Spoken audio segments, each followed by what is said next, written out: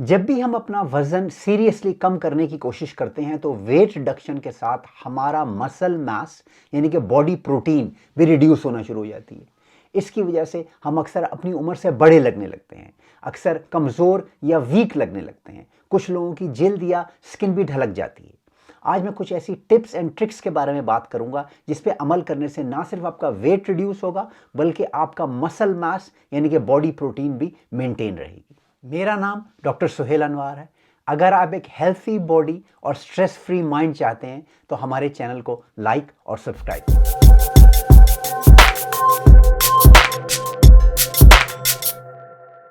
पहली बात यह समझने की है कि हम अपना प्रोटीन मास यानी कि हम अपने मसल्स को क्यों लूज करते हैं। इसकी तीन अहम वजूहात हैं। नंबर वन जो ऑब्वियस है कि हमारी डाइट के अंदर एनफ प्रोटीन नहीं है।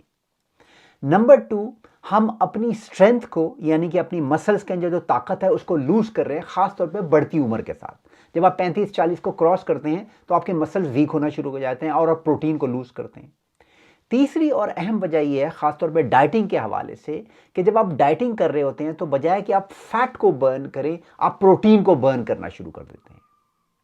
यह स्विच कैसे करना है कि आप प्रोटीन बर्निंग से फैट बर्निंग पे चले जाएं, इसके लिए एक स्पेशल डाइट है जिसका वीडियो के एंड पे मैं आपसे जिक्र करूंगा, तो वीडियो को एंड तक देखिए। तो आइए अब उन चीज़ों को देखें जिन पे अमल करने से हम अपने मसल को प्रिजर्व कर सकते हैं डाइटिंग के दौरान। पहला कॉन्सेप्ट है क्रैश डाइटिंग का। क्रैश डाइटिंग का मतलब यह है कि कुछ लोगों की कोशिश होती है कि हमारा वजन दिनों में और हफ्तों में कम हो जाए और हम स्मार्ट लगने लगे। याद रखिए, dieting weight reduction life long process है।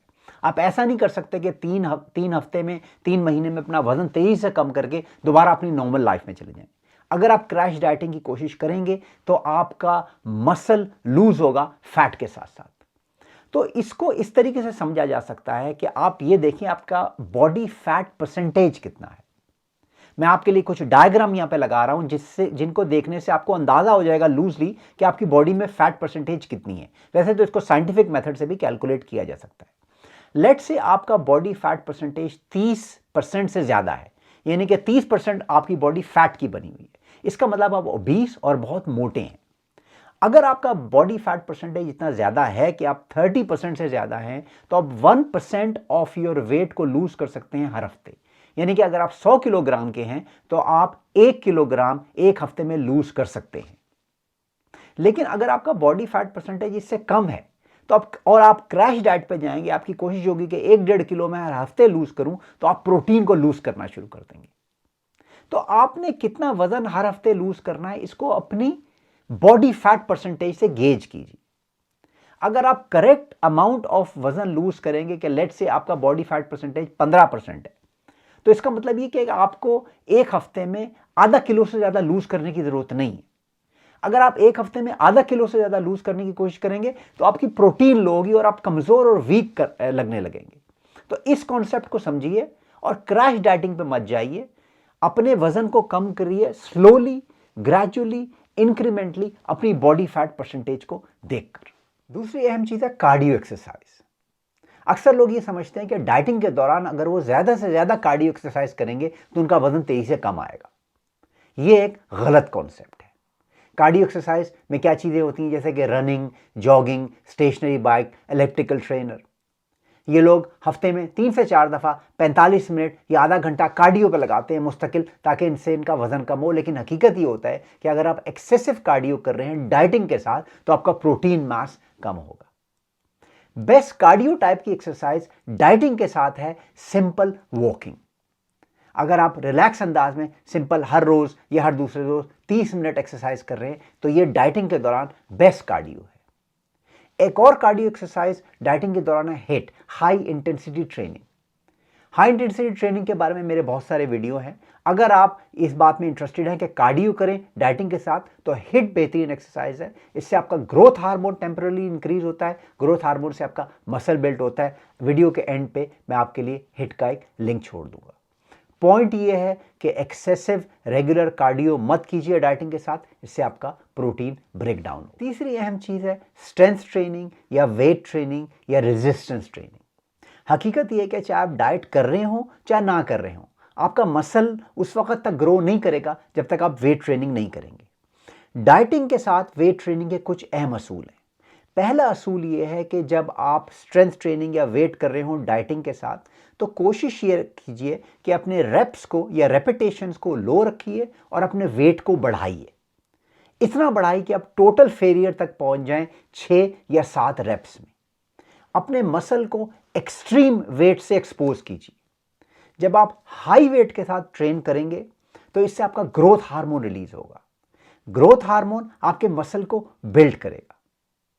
यह बहुत जरूरी है डाइटिंग के साथ। इससे आपका मसल मास ना सिर्फ प्रिजर्व होगा बल्कि इसको ग्रो करने में मदद मिलेगी। अगर मेरा आज का वीडियो आपको अब तक पसंद आ रहा है तो प्लीज लाइक के बटन को प्रेस कीजिए, सब्सक्राइब के बटन को प्रेस कीजिए, अपने कमेंट्स नीचे छोड़िए और अपनी फैमिली और फ्रेंड्स के साथ इस वीडियो को शेयर कीजिए। हिसाब से चौथी और अहम चीज है रिकवरी पीरियड। अपने मसल्स को बिल्ड होने के लिए टाइम दीजिए। यानी कि जब आप एक्सरसाइज करते हैं तो अगले दिन रेस्ट लीजिए। ये नहीं कि आप हफ्ते में 5 से 6 दिन हर रोज जिम जा रहे हैं और हाई वेट्स के साथ ट्रेनिंग कर रहे हैं। इससे आपके मसल्स को बिल्ड होने का टाइम नहीं मिलेगा। तो ये कोशिश कीजिए कि अपनी एक्सरसाइज स्केड्यूल के अंदर गैप्स डालिए ताकि आपके मसल्स को रिकवरी का टाइम मिले जिसमें वो ग्रो करते हैं। और इसके साथ स्लीप बहुत ज़्यादा इंपॉर्टेंट है। अगर आप हर रोज 7 से 8 घंटे नहीं सो रहे हैं तो आपके मसल्स को रिकवरी और रेस्ट का टाइम नहीं मिलेगा। स्लीप के दौरान आपका मसल्स अपनी एक्सरसाइज से बेहतरीन बेनिफिट हासिल कर सकता है। तो इन 2 चीज़ों का ख्याल। 5वीं और अहम चीज़ है डाइट। आपकी डाइट के अंदर प्रोटीन का अमाउंट ज़्यादा होना चाहिए ताकि आप मसल को स्पेयर कर सकें। प्रोटीन कौन कौन से खानों में होती है? गोश्त, छोटा गोश्त, बड़ा गोश्त, चिकन, एग्स प्रोटीन की बहुत ज़्यादा अहम सोर्स है।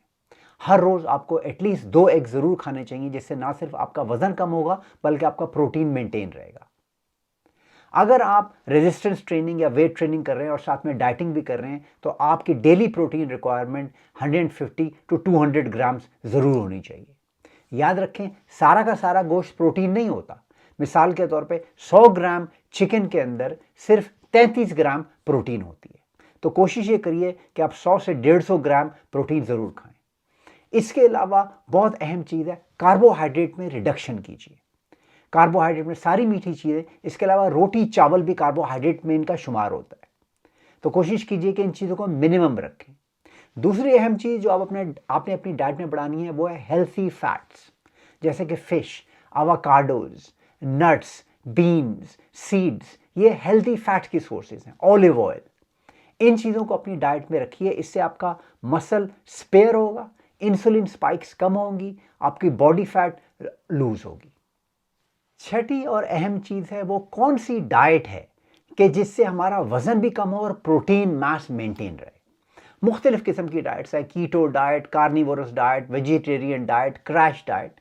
लेकिन मेरे ओपिनियन में जो बेस्ट डाइट जिससे आपका प्रोटीन मास और मसल मास मेंटेन रहेगा वो है इंटरमिटेंट फास्टिंग। इंटरमिटेंट फास्टिंग पे मेरा वीडियो है जिसकी ये लिंक मैं आपके लिए छोड़ रहा हूँ। मगर अहम बात यह है कि इंटरमिटेंट फास्टिंग से आपका ग्रोथ हार्मोन इंक्रीज होता है और आपका मसल मास मेंटेन रहता है। बाकी डाइट्स के अंदर आपका मसल मास रिड्यूस होता है, लेकिन ये वाहिद डाइट है जदीद साइंटिफिक रिसर्च के तहत जिसके ज़रिए आपका फैट बर्निंग होगा और आप वो स्विच करेंगे, जिसके बारे में मैंने अपने शुरू में जिक्र किया था कि आप अपनी स्विच करेंगे protein burning to fat burning.